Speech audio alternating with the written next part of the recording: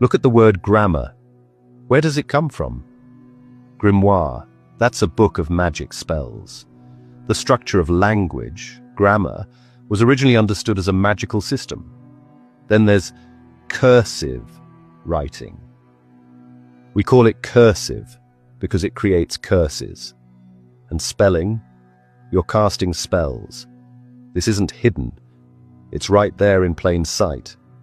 They just trained you to laugh it off as coincidence. But here's where it gets disturbing. In 1946, something vanished from American schools. Not prayer, not paddling. Etymology, the study of where words come from and what they actually mean.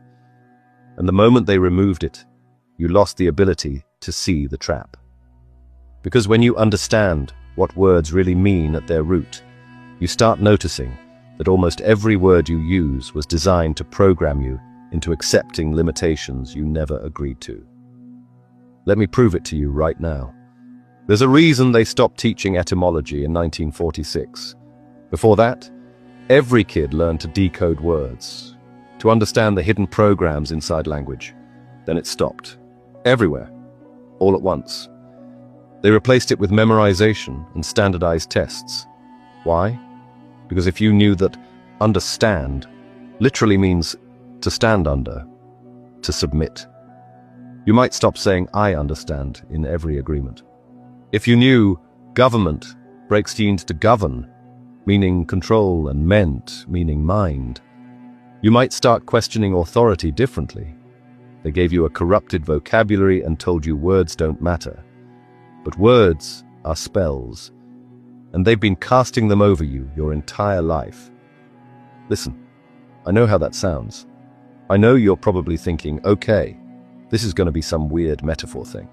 But stay with me, because what I'm about to show you isn't a metaphor at all. It's physics.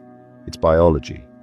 And they've systematically hidden it from you because once you understand that your words aren't describing reality, they're creating it, you become ungovernable. Here's the truth nobody's telling you. You've been doing the work, right? Like positive thinking.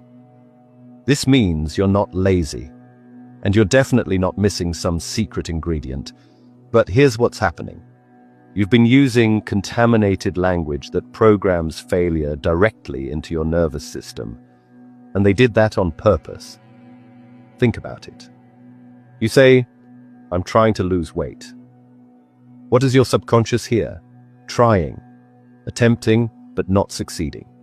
It means effort without result. You say, I want to be successful. Your body hears want, lack, desire, the state of not having. You say, I need more money. Your cells receive need, scarcity, desperation, emergency mode. Every single one of those statements is a spell, and you just cast limitation into your reality without even knowing it. Now here's what they don't want you to know.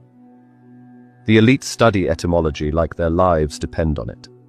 They teach their children Latin, Greek, Sanskrit, Hebrew, these ancient languages that are basically frequency codes. While they're learning to program reality, they give your kids text speak and emojis. They dumb down the vocabulary. They remove etymology from schools, and they tell you the biggest lie ever told. Sticks and stones may break my bones, but words will never hurt me. That's not protection. That's programming you to dismiss the most powerful force in your reality. Words aren't neutral. I need you to understand this. They're not just communication tools, they're technology. Frequency technology.